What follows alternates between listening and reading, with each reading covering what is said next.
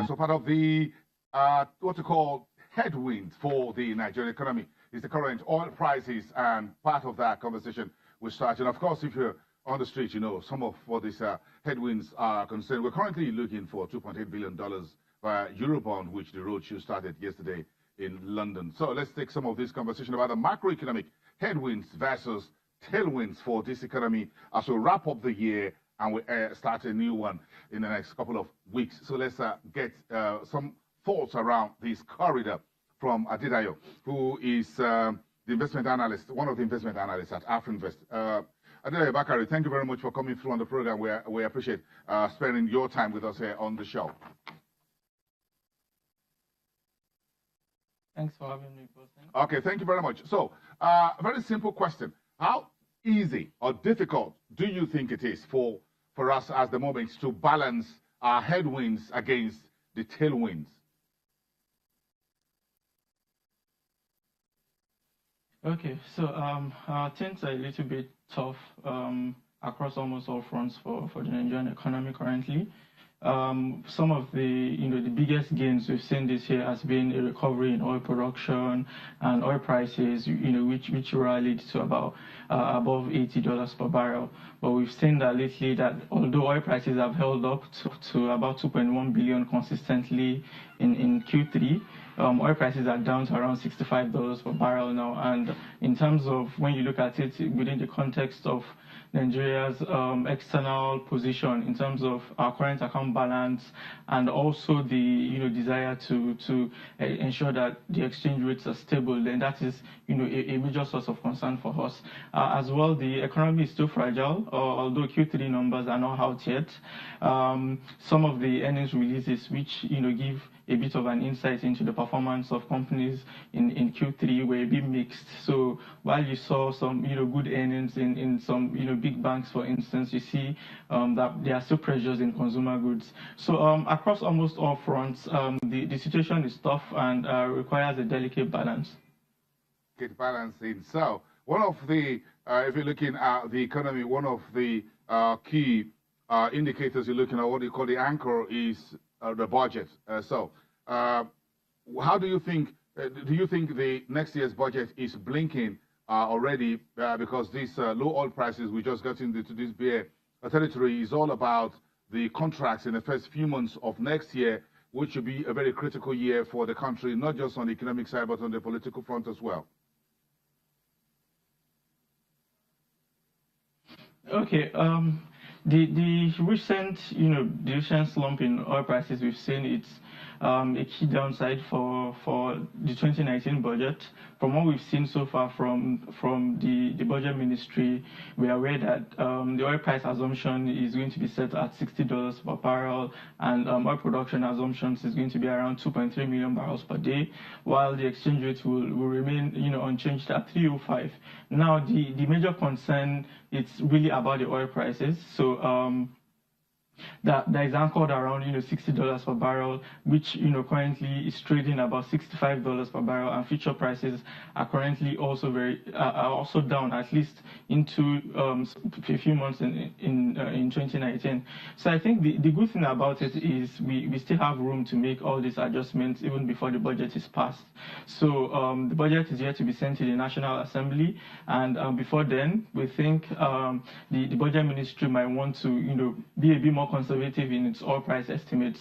And also the National Assembly, we are aware that National Assembly also tries as much as possible to look at what is going on in the oil market, before approving the oil price assumption. So we believe it's something that can still be adjusted.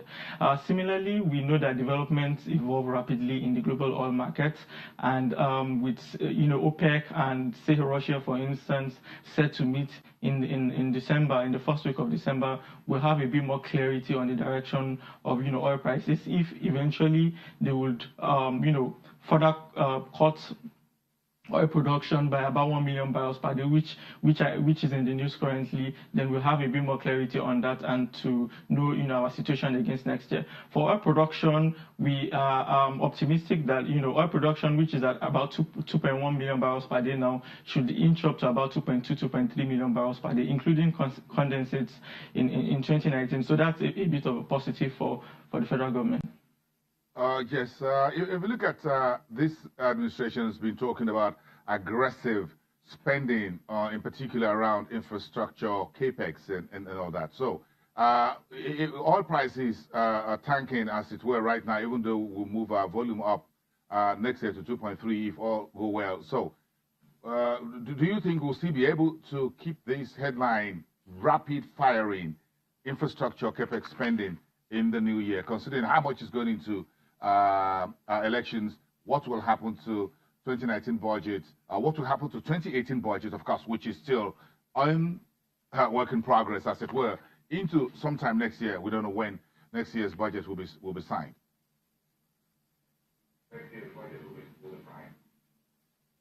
Okay, for us, it's currently the federal government budget ministry has revised downwards its spending projections for 2019.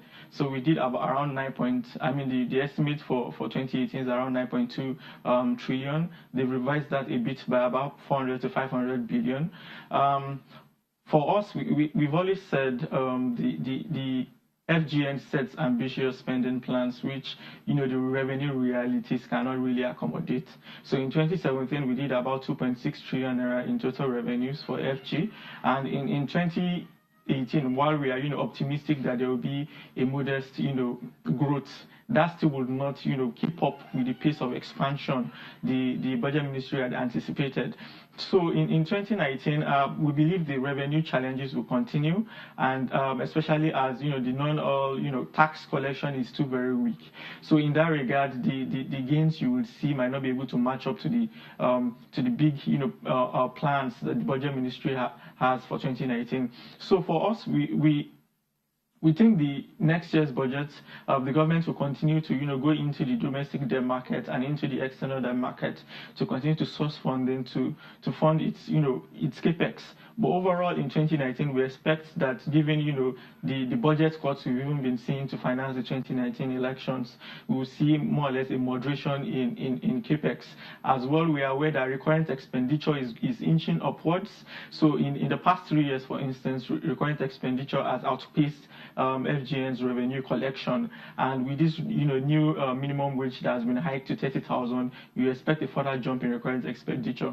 So for 2019, the scope for rapid spending on infrastructure projects will be limited.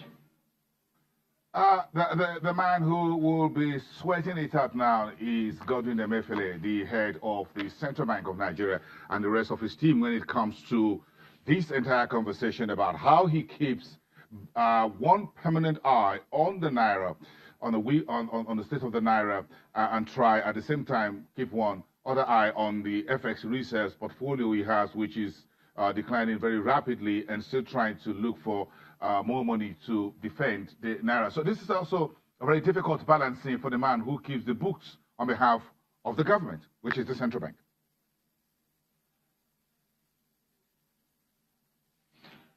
Absolutely, that is a big issue. We are aware of the increase in foreign portfolio outflows, especially since starting in Q2, Q3, and even up to Q4 now. In the past month, in October, the foreign reserves, balance of the CBN declined by about over $2 billion. So clearly, that is an area of concern, and the CBN continues to intervene in the various currency markets to defend the naira. In particular, one way, a way in which we've seen that the CBN is trying to, manage currency demand is in the retail end of the market, where the CBN has kind of, moved rates from 330 naira to $1 to about 360 naira to $1 now to slow down the decline in foreign reserves. But as we are aware, in October, between October, November, and December, when the political season will get into full gear with the campaign season beginning, you expect that as things evolved, investors might be a bit more jittery and want to pull out more funds from the market. But one upside we see for the CBN currently is that the the federal government is going into the Eurobond market to get around $2.8 billion to fund its finance its capex. So in a way that is, I mean, gives it more room to sustain its intervention, because the additional $2.8 billion will be added to the reserves. Currently, the oil prices, the decline we've seen in oil prices is a negative for the bank. So it's really a complicated situation. Do we adjust rates or keep rates stable by reducing the foreign exchange rate, foreign reserves further? So for the monetary policy Apex Bank, we believe it's a very tight situation now, and the situation will likely worsen in November. So let's take it all to the market street. Let's cross over from Main Street to the market street. Let's take all of this together. What does it all mean, therefore, for investors who are looking for some wealth creation, as it were, using the market, whether the equity side of the street or the fixed income space? Okay, I mean, in equities, it's still very well known. Nigerian companies are actually underpriced currently, and we understand that there's a lot of foreign investor participation in the Nigerian market, and most of these foreign investors are taking our funds out of the market. And also there's really no positive in terms of triggers in the domestic economy. So in terms of the policies of government, in terms of the reforms being undertaken that could increase both the confidence of domestic and foreign investor players in the market, that is absent currently. And we are aware that emerging markets foreign investors are taking money out of emerging markets, both in terms of foreign portfolio flows and as well as even foreign direct investment. So it's really it's really not comfortable for investors to come into the market right now, and ahead of the 2019 elections, that would intensify. In the fixed income market, in a bit to slow down, the pace of all these outflows, the CBN has continued to, through its OMO, it's continued to increase the yields.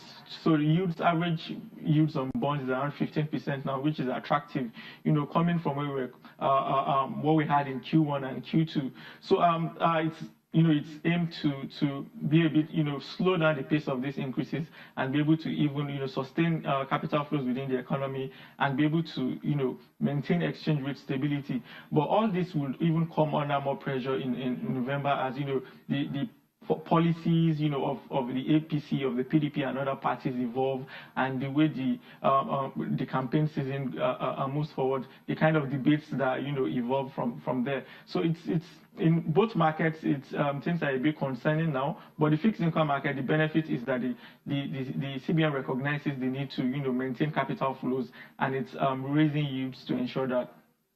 Okay. Thank you so much, Adedayo Bakare. Well, thank you for your time today. Whoever gets into office May 29, 2019, is going to be a very tough one, whichever way it looks. This doesn't look like a very easy road for next year. But thank you very much. We appreciate that, your time today. Adedayo Bakare, investment analyst from Afrinvest.